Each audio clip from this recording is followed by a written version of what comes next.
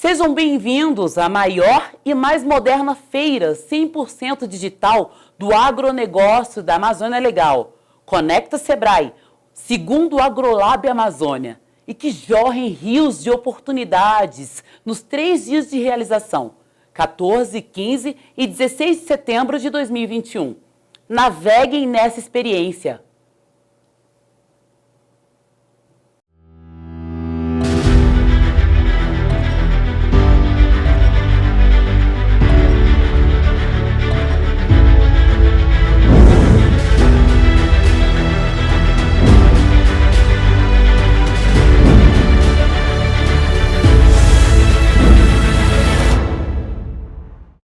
Olá, pessoal, você que está assistindo nosso Conecta Sebrae AgroLab Amazônia, nossa segunda edição agora em 2021, e abrindo os nossos painéis aqui sobre cultura, sobre essa interação entre a cultura e a Amazônia. Eu quero chamar o Reinaldo José Lopes, que é um escritor. Ele vai se apresentar mais apropriadamente aqui, mas ele é um escritor, e o motivo de nós termos convidado, e ele gentilmente aceitado o convite aqui, é a propósito de uma obra muito interessante que ele escreveu, e que por acaso eu conheci aí nas minhas leituras durante a pandemia, um livro chamado 1499, O Brasil Antes de Cabral. É um assunto muito importante, muito curioso, coisa que a gente certamente não viu na escola, mas que eu falei para o Reinaldo, a gente deve conhecer, ver isso aqui muito profundamente, porque é a história do nosso país, e, nesse caso, nós vamos nos ater muito à história da Amazônia, né? O Reinaldo tem histórias muito interessantes, que não são histórias, mas sim histórias, né? Fatos científicos, comprovados, mutáveis, evidentemente, porque cada vez se descobre alguma coisa nova. Reinaldo, vamos com você. Tudo bem, Reinaldo? Olá, Cléris. Olá a todos. Espero que estejam me ouvindo bem, me vendo também. É um prazer falar com vocês. Obrigado pela apresentação. Bom, é engraçado quando o Cléris fala escritor, porque, embora eu já esteja no 11º livro, ainda está difícil de eu me considerar escritor. Eu sempre falo que eu sou jornalista mesmo, né? Jornalista de ciência. Tenho uma carreira que eu vou completar 20 anos dela agora, em setembro. Comecei, primeira semana de setembro, segunda semana eu completo 20 anos de carreira, a maior parte deles na Folha de São Paulo, e cobrindo basicamente arqueologia e paleontologia. Então, a arqueologia, a parte que fala do passado remoto da gente, dos seres humanos, paleontologia dos fósseis, né, dos animais e plantas que viveram no passado, também outras áreas de biológicas, mas assim, meu negócio é o passado, eu gosto de coisa velha. E eu gosto de coisa velha que ajuda a gente a iluminar, a entender o presente, né? E por isso, então, que eu escrevi o livro que o Cléris já mencionou, que é aqui o 1499 Brasil Antes de Cabral, sobre esse tema que realmente é pouco explorado, que é sobre a riqueza da nossa pré-história, da diversidade, da complexidade do que existia aqui no país antes da chegada dos europeus, e inclusive da Amazônia. É engraçado, a gente... eu sou aqui do Sudeste, cresci em São Paulo, moro no estado de São Paulo até hoje e tudo mais. A gente tende a achar que o Brasil, entre aspas, né, mais avançado, mais desenvolvido é aqui do Sudeste, do Sul, enfim. Mas quando a gente para pensar, na verdade, nesse passado remoto, o centro da inovação, da criatividade, da complexidade era a Amazônia. Eram os povos que viviam na Amazônia, onde tinha mais gente, mais densidade, mais trocas comerciais, mais inovação agrícola e artesanal, era a Amazônia. Então é um grande prazer falar com o público aí da região. Aliás, o único lugar da Amazônia que eu conheço um pouquinho, porque eu já tive em Rondônia, já tive em Porto Velho por alguns dias para fazer uma reportagem que depois eu inseri aqui no livro. Então é muito legal falar com vocês, é um grande prazer. Pérez, sabe, né? Esse evento vai chegar para o mundo inteiro, é um evento digital, e essa é a vantagem de um evento digital, a possibilidade de chegarmos em todos os lugares. Pegando um gancho aí na sua explicação, na sua apresentação, por assim dizer, eu imagino que você era aquele garoto curioso na escola que gostava de história, porque, afinal de contas, a sua formação é em jornalismo. Mas por que essa veia, Reinaldo? Por que gostar do passado? Eu gosto também. A minha formação é em turismo, E, basicamente, quando a gente decidiu, a gente faz aqueles testezinhos ali, né, na escola, né, de aptidão e tal. Eu fiz aquilo mais de 20 anos atrás. E tinham 3 profissões, basicamente, que me apontaram, que me apareceram. Uma era artista. Não sei por quê, porque eu não tenho, até onde eu sei, talvez não tenha descoberto, não tenho a menor aptidão artística, eu não toco, eu não pinto. Agora, eu gosto de ver arte, gosto de... E a arte tem muito a ver com a manifestação ao longo dos tempos, das eras, né? Então, como é que você chegou aí? O que você era aquele menino que gostava, ainda muito jovem, né?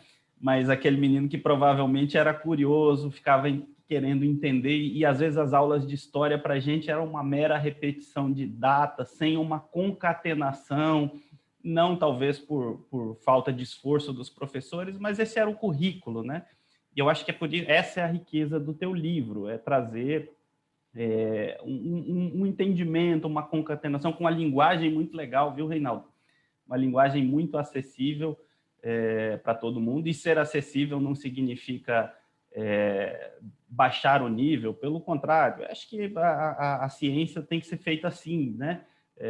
Acho que se despir de algum pedantismo, de um academicismo, não sei nem se eu falei a palavra certa, eu acho que é isso, né? Um academicismo, e acho que isso ficou legal no teu trabalho. Me fala aí como é que você chegou nesses temas. Pois eu era esse moleque que minha avó, eu lembro que até hoje ela tinha aquela enciclopédia Conhecer, capa vermelha, ainda dos anos 60, que ela colecionou para a época do meu tio e da minha mãe, e eu não largava esse negócio realmente, vendo sobre dinossauros, vendo sobre Homem das Cavernas, vendo muita coisa sobre história também medieval, antiga. Quando eu prestei vestibular, eu estava um pouquinho perdido, eu prestei biologia, porque eu também sempre gostei muito de bicho, enfim, seres vivos em geral, uma coisa que me fascinava. Então, eu prestei biologia, jornalismo e medicina. Eu passei em biologia e jornalismo, medicina não passei, e cheguei a me matricular em biologia, só que acabei indo fazer jornalismo porque, enfim, pensava que talvez do ponto de vista financeiro fosse um pouco mais recompensador, que na verdade é uma ideia um pouco idiota, a gente sabe como jornalista ganha mal, mas enfim, foi nessa. Mas eu mantive então esse meu interesse pelas coisas do passado. Tive a sorte de ter professores de história muito bons, que concatenavam as coisas, não ficavam só nas datas. Mas, assim, tem uma frase que junta um pouco biologia com história, né? Que é de um biólogo do começo do século XX britânico, que ele fala: tudo que existe ficou desse jeito hoje porque ficou desse jeito. Quer dizer, a mudança ao longo do tempo é que é a chave para a gente entender as coisas. E isso vale para tudo. Isso vale para a comida que a gente come, para a roupa que a gente usa, para a língua que a gente fala, para a maneira como as nossas instituições políticas funcionam. Tudo tem um processo evolutivo. Então, acho que o que junta tudo para mim é pensar em termos de evolução, de transformação ao longo do tempo e fazer as coisas conversarem. Então, não falar só da parte humana, nem só da parte animal, nem só da parte botânica, nem só da geografia, da geologia, mas juntar tudo numa narrativa que faça sentido para entender por que, no caso do meu livro, né, por que o passado do Brasil foi desse jeito e por que as coisas aconteceram de tal jeito depois que os europeus chegaram. Então, é isso, entender os processos de mudança no tempo que fazem a gente ser o que a gente é hoje. Isso é verdade. No teu livro é exatamente assim, né? Você cita paralelos, por exemplo, com a linguística para entender de onde determinados povos vieram, e você cita, inclusive, um dos nossos eventos culturais. Certamente você vai acompanhar, se não a sua própria entrevista. Tem gente que não gosta de se ver na tela, eu não gosto. Mas a nossa conversa vai ser legal, nós vamos querer lembrar delas e certamente vamos aprender alguma coisa uns com os outros, né? Mas um dos nossos eventos aqui culturais vai ser com o Gazodá Suruí. Gazodá Suruí é de uma tribo que você cita textualmente ali no seu livro, por exemplo, né? Ele é de uma região de Cacoal, em Rondônia. Então, assim, eu gostei muito desse seu trabalho porque você concatena os fatos, você fala de biologia, né? Você diz, olha, nós temos o fenômeno da Terra Preta, que ele é tanto uma questão antropológica no sentido de haver um manejo, né, que possibilitou, que trouxe possibilidades de produtividade agrícola, até o cocô que a gente fazia lá, porque não deixa de ser material orgânico, a cinza das fogueiras e por aí vai. Vamos entrar no assunto? Vamos lá. Nós temos uma Amazônia gigantesca, né? Talvez a Amazônia ela seja do tamanho do território do Brasil, e aí a gente vai lembrar que a Amazônia não está só no Brasil, né? Pelo contrário, ela toma todo esse arco norte, aliás, nem só na região norte do Brasil, né? Tanto que esse nosso evento aqui também convida o Maranhão, convida o Mato Grosso, que fazem parte desses biomas também. Mas então eu queria que você trouxesse qual é a história da Amazônia. E como esse é um evento que nós pensamos no agronegócio como uma prática sustentável, especialmente num ambiente tão sensível quanto o nosso, ao mesmo tempo que nós temos as demandas econômicas, que naturalmente existem, são necessárias, uma região pobre do Brasil, nós temos também a demanda da manutenção de um bioma saudável, né? E que impacta não só o Brasil, mas o mundo inteiro. A gente sabe que essas coisas são extremamente interligadas, nada é fora da atmosfera, ou melhor, dentro da capa, né? Dessa capa que é a atmosfera, não tem nada que se faça lá na Sibéria que não impacta aqui e vice-versa. Então, me conta a história da Amazônia, como é que esses povos chegaram aqui, e se você, lógico, você vai ser sintético aqui, mas se você puder falar disso, e especialmente da cultura humana, né? Como é que as pessoas chegaram aqui em Rondônia, o que elas fizeram por aqui, e que é resultado exatamente do que você disse, da língua que nós falamos, do que nós comemos e por aí vai. Vamos nessa. Dava para falar. É uma pergunta longa, né? É uma pergunta longa. Dá para falar disso 2 horas, né? Mas eu vou tentar pontuar algumas coisinhas e a gente vai depois detalhando conforme a gente continua batendo bola para não ficar tão chato também, não ficar tão digamos, só eu falando aqui. Engraçado que você falou do tamanho da Amazônia, a gente nunca pode esquecer que tudo bem, fora os outros países, só a Amazônia brasileira, hein, que tem 5 milhões de quilômetros quadrados, se não me engano, ela é maior que o Império Romano no seu auge, né? A gente nunca para pensar nisso, mas é absurdo a tamanho, a diversidade e a riqueza. Mas, e o que a gente tem que pensar, na verdade, é que lá no passado, eu tô falando de mais ou menos 8 mil anos atrás, 9 mil anos atrás, a Amazônia brasileira, e até a gente pode até fechar um pouco mais o foco, o sudoeste da Amazônia, então a região que pega Rondônia, o Acre, a região vizinha na Bolívia e tal, foi um dos grandes centros do surgimento da Amazônia no mundo, da agricultura no mundo todo, né? Você tem alguns lugares espalhados pelo mundo inteiro que não são muitos, não. São lugares específicos, contextos específicos, onde a agricultura surgiu. Então tem o mais famoso Crescente Fértil. Aí você tem a China, então a Índia é um caso meio complicado. A gente ia gastar muito tempo para explicar, mas ela fica no meio do caminho. Talvez ela não seja original, assim. Aliás, pensando nas Américas agora, a gente tem os Andes, tem o México e tem a Amazônia, e especificamente o sudoeste da Amazônia. Então, culturas que são super importantes para o mundo inteiro, não só para o Brasil, mas hoje em dia para o mundo inteiro, né? Mandioca, a gente come muito aqui, mas a gente esquece que a mandioca é uma das principais bases da dieta da África, por exemplo, hoje, né? O amendoim, que também hoje em dia é tão importante lá na África e mesmo na culinária do sudeste asiático, quanto para nós. O cacau. Aí pensando em termos mais regionais, a pupunha, que é super hiper importante, tanto a pupunha, o palmito, quanto os frutos dela, né? E o próprio milho, que embora tenha surgido no México, ele passou por um processo de melhoramento super importante também na Amazônia e também lá no sudoeste da Amazônia. Então, todas essas coisas realmente estão ligadas a essa ocupação muito, muito antiga amazônica, que começa pelo menos há uns 12 mil anos atrás. Tá? Tem um sítio lá no Pará, que é Monte Alegre, que tem essas evidências. Aliás, cerâmica, que é outra invenção super importante, a mais antiga das Américas, do continente americano inteiro, está na Amazônia, lá no Pará também, em Monte Alegre. Então, a gente sabe que esse pessoal, pela genética, né, que é a fonte mais confiável de informação, eles provavelmente vieram, então, lá da Sibéria, do extremo nordeste asiático, e foram descendo o continente inteiro, e chegaram, entre outros lugares, aqui. Obviamente, o pessoal se diversifica, E como esse processo muito lento, uma coisa que sempre acontece com grupos humanos é as pessoas irem alterando a sua língua. A língua é meio que a pedra que vai rolando, né? A água mora em pedradura que bate e fura. Ela vai se transformando naturalmente com o tempo. Então foram surgindo grandes troncos linguísticos, grandes famílias de línguas, assim como o português, ele é parte da família do latim, né? O português, o francês, o italiano, que por sua vez faz parte de uma família ainda maior que é o indo-europeu, que aí pega o inglês, pega o russo, pega até línguas lá da Pérsia e da Índia. Aqui também essas grandes famílias foram se formando. E uma das mais importantes do Brasil pré-europeu, né, pré-cabralino, também surgiu onde? No sudoeste da Amazônia, ali em Rondônia. Inclusive o suruí é umas formas mais divergentes e provavelmente mais primitivas desse grupo, que é o grupo do Tupi, que não é Tupi-Guarani. Importante lembrar que Tupi-Guarani é um subgrupo, não é uma língua também, né, que chegou a ter provavelmente umas 50 línguas, hoje caiu para 40, mais ou menos, que se espalhou pelo continente quase todo. Diga. O Tupi é o latim, o Tupi-Guarani é o português, o espanhol.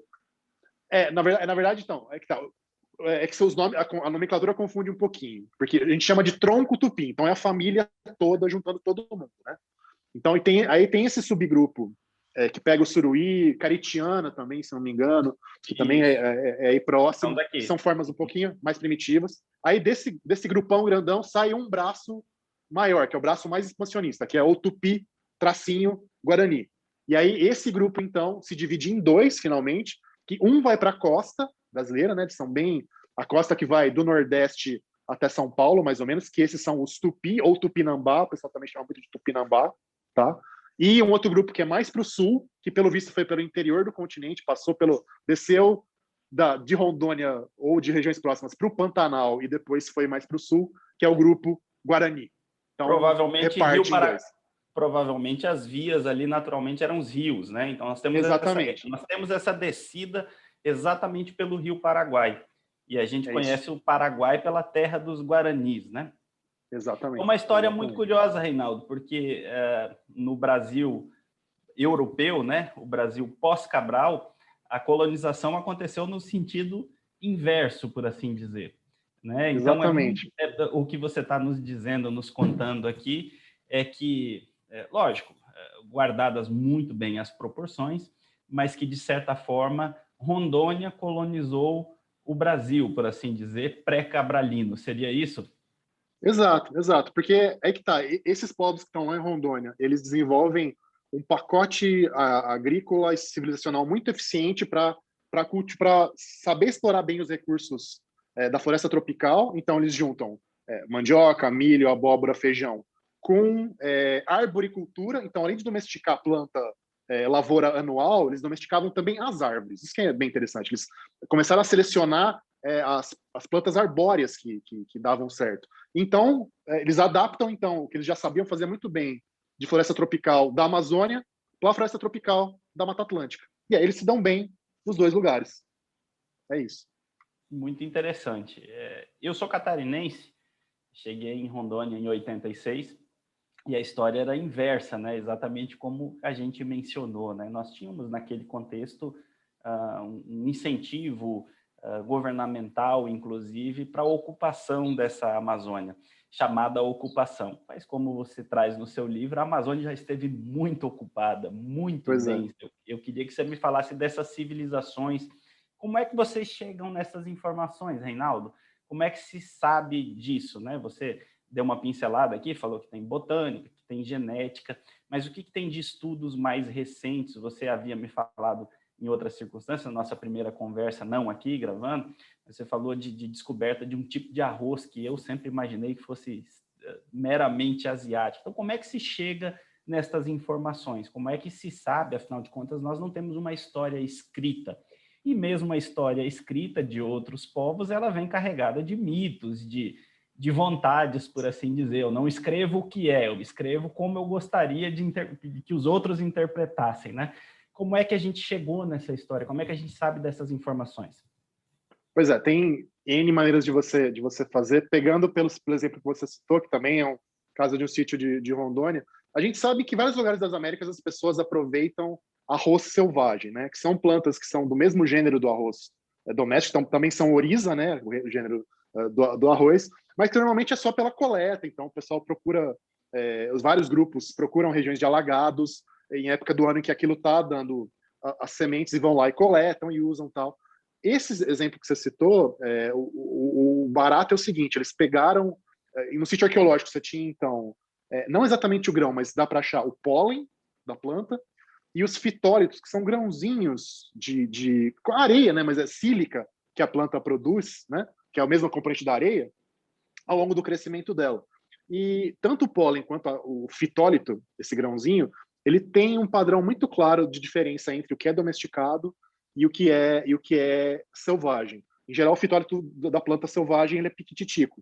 E o que eles viram, então, é que esse arroz nativo aí, ele tem um fitólito bem maior do que você esperaria para a produção de algo que fosse selvagem. O que indica o quê? A seleção, né, de variedades já ao longo do tempo para aquilo ficar mais eficiente para a exploração agrícola mesmo, né, para as lavouras ali. Então, esse é um exemplo. Dá para você ver isso. Então, a gente sabe o que os caras plantavam, porque mesmo com o clima da Amazônia, que tudo apodrece, basicamente, né? Tudo difícil você acha, às vezes acha, dá sorte de achar folha e caule, mas em geral as coisas apodrecem. Mas o fitólito, que é um grãozinho de areia, basicamente, ele não apodrece. E o pólen também, ele fica no fundo de lagoas, por exemplo. Então você vai lá, pega as camadas e você sabe se está mais para o fundo da camada do lago, quer dizer que foi mais antigo. Se está mais para cima, quer dizer que é mais novo. Então você consegue traçar, então, com base nisso, essa sequência de períodos mesmo. Outra coisa que está ajudando muito é a imagem de satélite, né? E imagem aérea, que é uma coisa que a gente não tinha há 30, 40 anos atrás. Imagem aérea até que sim, mas estava engatinhando. Agora, com sensoriamento remoto, com drone, o pessoal está usando muito, os arqueólogos aqui da USP estão usando muito drone agora também.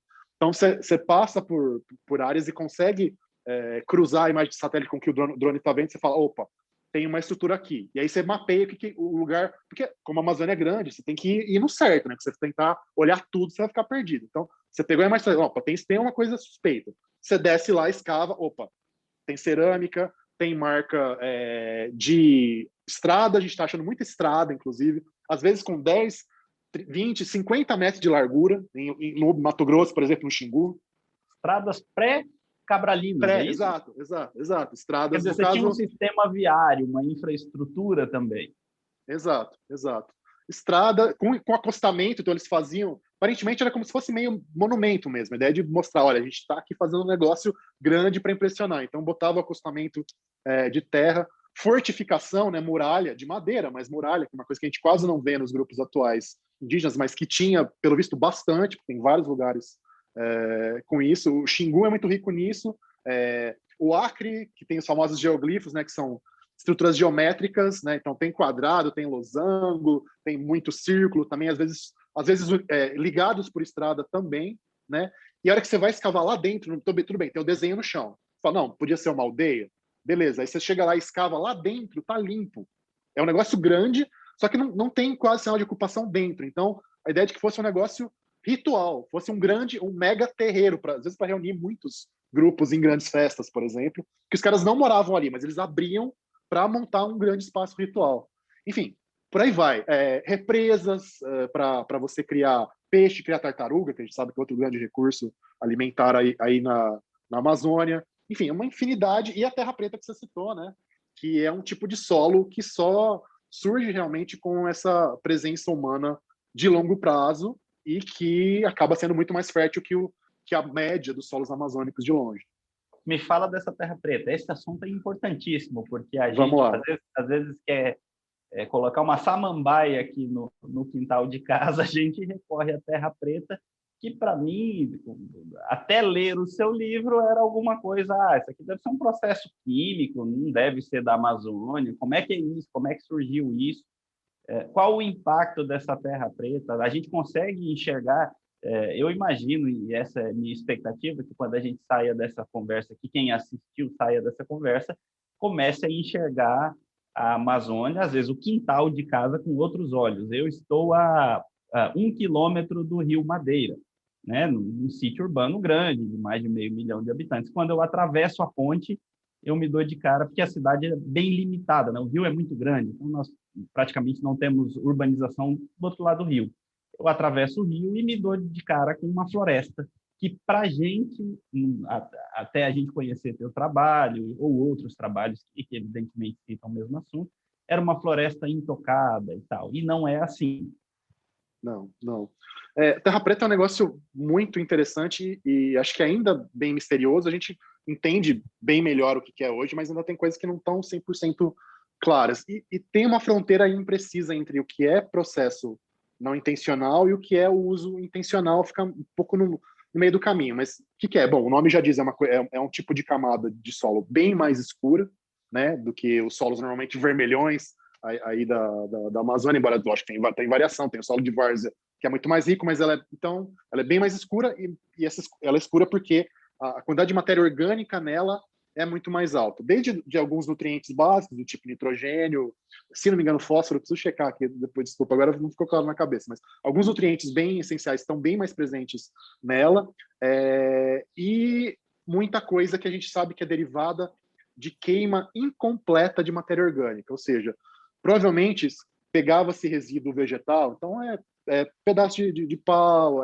folha, tronco, enfim, casca, e aquilo era queimado numa temperatura mais baixa, né? Não é para queimar e arregaçar, mas você queima devagarzinho, e isso faz com que, então, esse carbono ele fique muito mais retido no solo, fique muito mais ali preso do que ficaria se você tacasse fogo para realmente queimar de vez. E como você falou também, isso era assinatura... deliberado.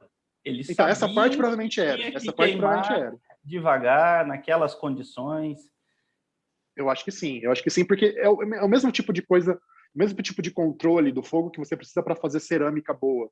E tem muita cerâmica boa dessa época também. Então, as coisas ficam um pouco juntas. Se você sabe controlar a temperatura para cerâmica, você sabe controlar a temperatura para fazer isso também. E a parte também que é só de dejeto, então, carcaça de animal e de peixe que o pessoal caçava. E como você falou, o cocô humano também tem uma assinatura química ali que parece muito com cocô humano. Ih, peraí.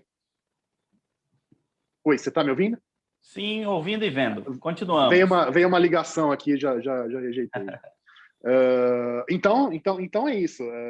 E a gente sabe que é um solo que retém essa fertilidade durante muito tempo, centenas de anos, aparentemente, se não milhares, né, que é uma coisa que é muito, muito rara, que retém muito carbono no solo. Então, talvez a melhor solução para você derrubar um pouco de mata sem emitir um monte de CO2, de gás carbônico, é você fazer desse jeito, porque isso retém o carbono no solo, ele não escapa para a atmosfera. Ou se escapa, ele escapa muito devagarzinho, que o efeito fica ali amortizado, né? E tem muita gente tentando replicar isso de várias maneiras, justamente para esses processos de aumentar a fertilidade do solo, lógico, né, para o uso agrícola, e também de ajudar a reter carbono debaixo da terra e não na atmosfera, que é o grande problema que a gente está enfrentando hoje. Eu já ia falar, então, que esse modelo que talvez tem mais de 500 anos, ou talvez milhares de anos. Pelo menos, dá para dizer milhares com certeza. Pois é um modelo que seria usual agora, e necessário, inclusive, agora, né? É muito interessante. Eu queria que você me explorasse um pouco mais. Eu disse, né, que eu atravesso a ponte e vejo um determinado tipo de vegetação e, na minha concepção, pré-conhecimento do teu trabalho ou de outros trabalhos que a gente lê uma coisa, gosta, aí você quer ler outra mais sobre aquele assunto, de preferência alguma coisa confrontante, porque aí você tem um extremo, tem outro e você tira uma média, né? Então a gente vai acabar conhecendo outras coisas. Então quer dizer que quando eu chego na beira de um rio, olho para uma determinada vegetação, aquilo não é necessariamente uma floresta que sempre foi daquele jeito, antes da chegada dos humanos. Você tem muito ali de manejo propriamente nessas regiões. Pois é.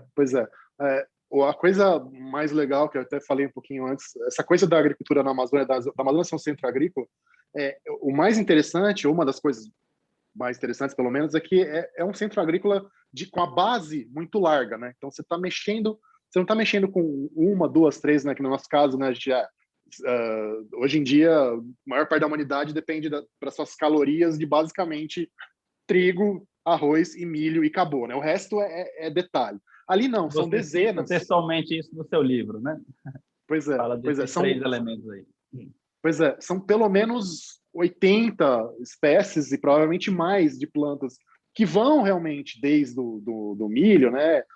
E mandioca, que são coisas realmente parecidas com o trigo, com arroz, e outras que são arbóreas, que são exploradas de maneira que você não está exatamente plantando, mas como você está indo para a mata e escolhendo aquele fruto que está mais carnudo ou com mais óleo para você fazer seu óleo, ou enfim, outro recurso que te interessa.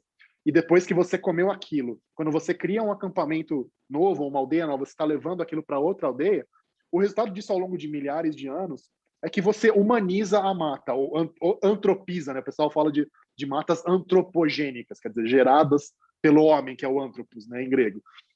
Então, a hora que você olha, aí você olha para o macro depois, né? Isso a gente falou da questão um pouquinho mais focada. A hora que você olha para a região amazônica inteira, você vê então que a distribuição de espécies que são úteis para o homem, ela é muito mais ampla do que você esperaria se fosse só pelo lado natural. Então, você tem... Como é que você sabe isso? Um jeito de saber isso é o seguinte: você pega a planta e as parentes mais próximas dela. Então, às vezes, a planta específica ela é usada pelos seres humanos, mas as parentes dela não são úteis, né? Então, você sabe que era para ela estar perto das parentes dela, porque assim que a evolução funciona, né? A espécie se separa da vizinha e cria uma nova, e gera uma nova espécie e vai ficando por ali. Aí, eu estou próximo dos meus pais, meu filho próximo de mim, meus Exatamente. primos, aí depois vão se espalhar, meus primos já estão mais distantes e assim vai. Exatamente, mesma coisa. Então, a hora que você olha para o mapa, você vê que a planta, a castanha do Pará é um caso importante, ela está lá lugares completamente longe de onde era para ela estar. E quem é que pode ter levado aquilo para lá? E correlação muito forte também com sítios arqueológicos. Esse é outro ponto do quebra-cabeça. Então, tá lá longe, lá na Casa de Chapéu, e aparece com mais frequência perto de onde morava a gente antigamente. Ou seja, quem levou para lá, quem mudou a cara da mata para ela ficar uma mata amigável para o ser humano, foram, obviamente, os seres humanos. A castanha do Pará eu li na semana passada alguma coisa, né? Nós estamos convidando aqui também para participar do AgroLab alguns produtores não, olha só, alguém que faz essa recolha, né? Esse beneficiamento da castanha. Exato. Porque me parece que é uma planta que nunca se conseguiu domesticar. Não existem plantações de castanha, né? O que existe é o beneficiamento, a recolha, né? Então, nós estamos convidando também alguns desses beneficiadores da Bolívia, que, ironia das ironias, a castanha do Brasil, o maior beneficiador, o maior exportador é a Bolívia, né? Então, imagine. E aí você está falando isso, né, de uma planta com uma dispersão tão grande. Você tem uma quantidade muito grande de castanha na Bolívia, e você tem o nome aqui no Brasil popular se popularizou como castanha do Pará. São simplesmente aí talvez 3, 4 mil quilômetros de distância, né? De alguma forma, essa planta chegou em algum lugar e, como você falou, sempre perto de sítios onde se encontrava vestígios de civilização humana. No começo da nossa conversa aqui, você disse que, falando sobre as suas curiosidades, como é que você entrou nesse mundo, por assim dizer, principalmente da história, você falou que a gente precisa compreender o passado, entender como é que as coisas se conformam, inclusive nos aspectos políticos, né? Eu já vi já li em alguns lugares que o Ocidente, portanto nós, né? Nós somos aí uma junção do direito romano, da moral judaica cristã, não estou nem falando da religião, estou falando da moral, né? Do que é certo e o que é errado, e da racionalidade grega, né? Então, direito romano, a racionalidade grega, ou seja, pensamos como os antigos gregos, fazemos juízos de certo e errado, como os judaicos, principalmente os judeus ali antigos e depois os cristãos, né? Na sua origem. e utilizamos o direito romano, julgamos como os romanos. Como é que a gente poderia dizer, como é que funcionavam essas sociedades antigamente? Considerando que a gente não tem uma língua escrita, você não tem um código de direito, como você tem até hoje os códigos de direito romano, que são muito aplicados no nosso direito, né, atual. Às vezes você tem textualmente a mesmo dispositivo de lei que você tinha 2.000 anos atrás, assim como as perguntas que a maneira de pensar dos gregos é a mesma nossa e os julgamentos de certo e errado são os mesmos que se faziam há 2.000 anos, há 5.000 anos em Israel. Como é que funcionavam essas sociedades nesse aspecto, nessas organizações? E aí, Reinaldo, eu queria que você explorasse isso também, porque a gente tem aquela noção de que chegava aqui era um grupo homogêneo. Eram os índios, mas quem eram esses índios, meu Deus? Né? Talvez eles se achavam uma tribo, né, ou um grupo étnico tão diferentes quanto os portugueses, né? Era um abismo cultural que eles enxergavam. Talvez eles viam eventualmente algumas coisas mais próximas deles com determinados portugueses do que com outros grupos. Realmente a diversidade imperava assim de uma maneira gigante. De novo, né? Como eu falei, só a Amazônia. Se pegar o Brasil, então, o Brasil, deixa eu ver, o Brasil tinha o dobro, mais que o dobro do tamanho. O Brasil inteiro tem mais que o dobro do tamanho do Império Romano no seu auge.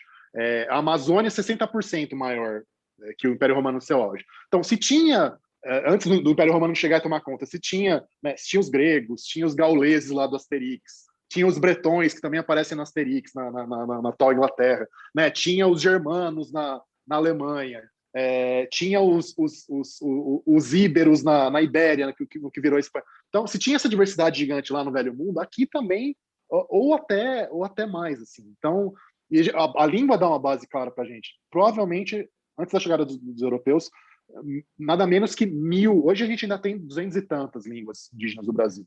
Na época do contato, provavelmente eram 1.000 línguas diferentes. 1.000 línguas diferentes. E assim, não é que eram 1.000 línguas diferentes, que nem o português, espanhol, italiano, não. Eram troncos linguísticos diferentes. Isso quer dizer o quê? Que a diferença não era a diferença entre o espanhol e o português, ou entre o francês e o português, era a diferença entre o árabe e o chinês, ou entre o russo e o indonésio. É essa escala de diferença que a gente está falando.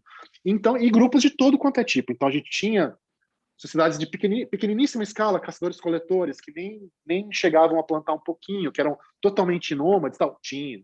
A gente tinha grupos que plantavam um pouco, mas eram também bem móveis e não tinham hierarquia política. Os chefes que apareciam era só pela coragem na batalha e tal. Tinha. A gente tinha grupos, lá no Xingu, por exemplo, até hoje, né? Os grupos que falam línguas aroaques, ou mesmo em outras regiões, como os Tereira também, eram grupos que tinham liderança hereditária, eles tinham uma nobreza hereditária meio parecida com a nobreza europeia, e que aparentemente tinham hierarquias bem claras de assentamentos. Então, tinha uma capital, aparentemente, muito grande, aldeias barra cidades, a coisa é um pouco fluida, mas, enfim, médias, menores, todas integradas. O pessoal comerciava com os grupos que tinham Estado, que tinham monarquia, às vezes, nos Andes, comerciavam com o Caribe, né? Porque os primeiros índios indígenas que o Colombo encontrou no Caribe eram descendentes de grupos que eram da Amazônia, que atravessaram o mar para chegar nas ilhas do Caribe. Então, tinha de tudo, tinha grupos muito guerreiros que eram antropófagos, como os tupis, tupinambás do litoral, mas tinha grupos que eram super pacíficos e que circulavam pela Amazônia inteira, pelo rio, comerciando, trocando muiraquitã, trocando cerâmica, tinha também. Então, realmente, o mais importante é lembrar, ter na cabeça que era um mundo. Quando os europeus falavam um novo mundo, realmente era um novo mundo, porque era um mundo super diverso, vibrante e completamente diferente do que você tinha na Europa, em todos os níveis. É muito interessante a gente colocar nessa perspectiva, né? Eu tenho certeza que muita gente aqui vai assistir. E, bom, isso parece muito óbvio, né, Reinaldo?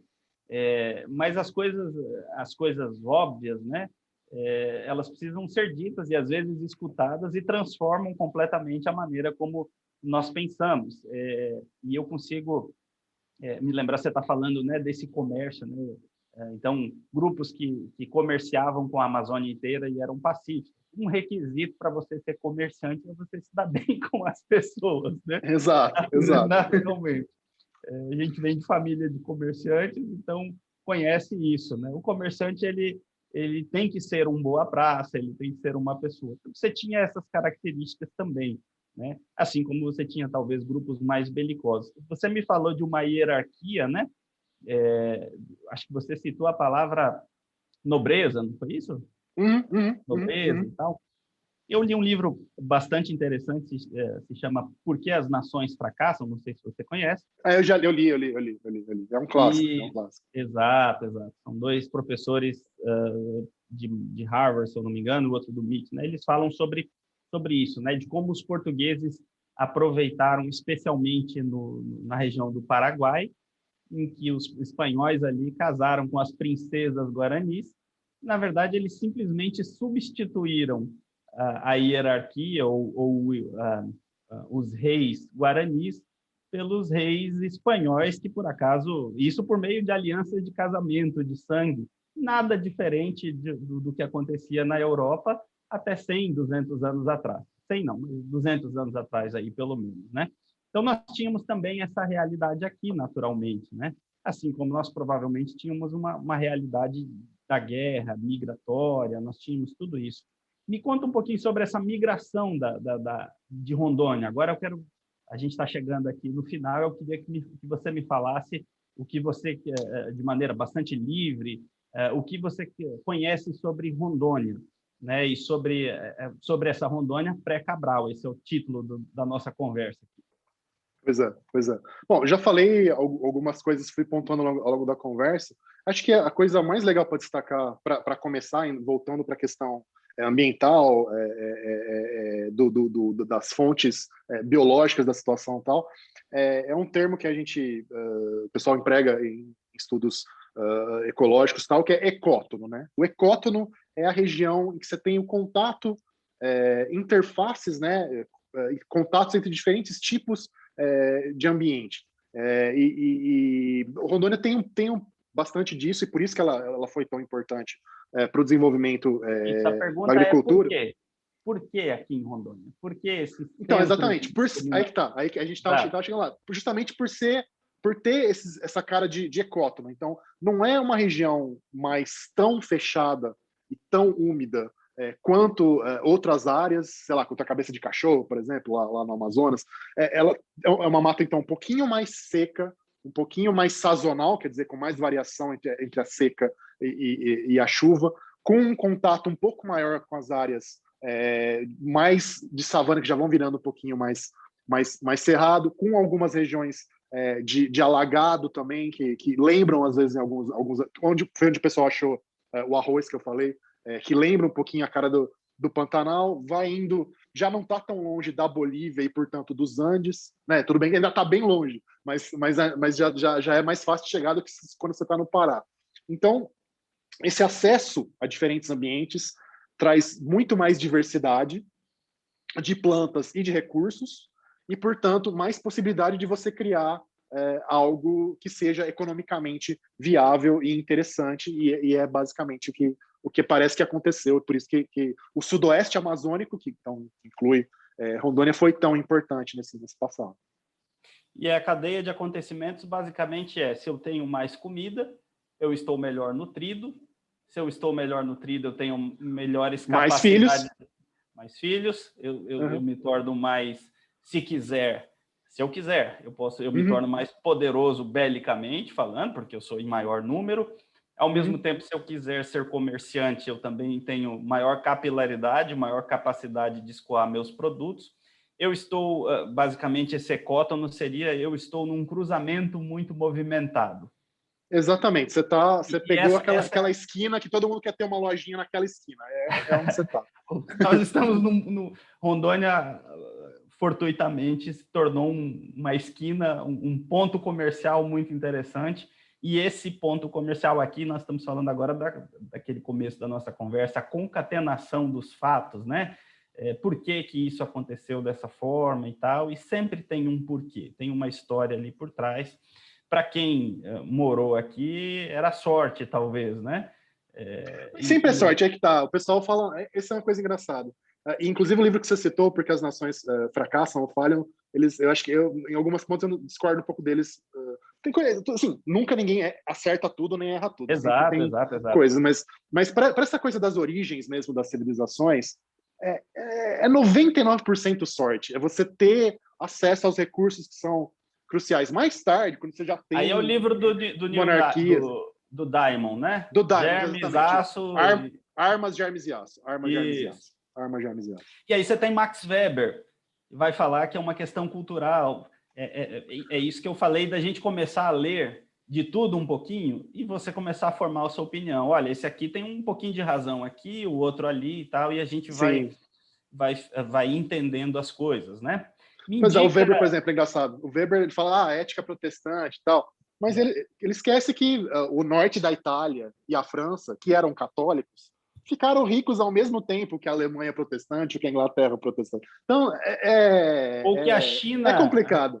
A China era a potência antes da Europa surgir. Sim. A China que era confucionista, budista, enfim. Essas coisas são complicadas. Por isso que eu gosto, e esse é um incentivo que eu sempre faço a todos, né? Vamos ler de tudo um pouquinho, não pegar só aquela visão, vamos conhecer. Ninguém, acho que essa sua fala foi muito legal, Reinaldo, ninguém acerta tudo, 100%. Até porque nós somos extremamente... Quanto mais a gente vai conhecendo, a gente vai percebendo, cara, eu não sei nada, né? Eu estou extremamente limitado nisso. Me fale, e a gente está indo aqui para o final, eu queria que você fizesse suas considerações finais, que indicasse para quem está conhecendo esse tema aqui, algum livro, o seu, evidentemente, mostra ele aí de novo. Tá aqui o bichinho, Aqui, 1499, o Brasil antes de Cabral. Eu recomendo o livro. Como eu disse, eu encontrei por acaso, durante a pandemia, a gente acabou tendo um pouquinho mais tempo de ler e disposição, inclusive, né? Assim, cara, será que não está na hora de eu colocar minhas leituras em dia, de sair só do seriado de TV ou de filmes, por melhores que fossem, né?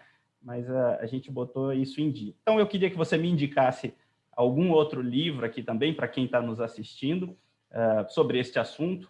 Não precisa ser necessário. Nós falamos de outros livros aqui, nós falamos de Porque as Nações Fracassam, nós falamos de Max Weber, nós falamos do livro do Diamond. Nos indique um livro e faça aí as suas considerações finais para a gente terminar. Tá bom. Bom, tem muita coisa boa. Eu recomendo que o pessoal procure. Agora eu não estou com o nome dos livros na cabeça, mas dá para procurar pelo autor também. Quem escreveu coisas parecidas com o meu livro um pouquinho antes, que também são caras muito bons.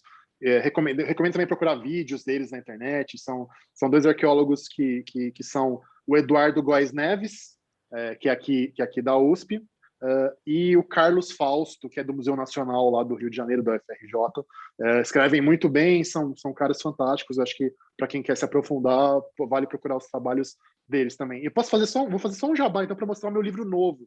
Está saindo agora em setembro. Peraí, só um minutinho. Por favor.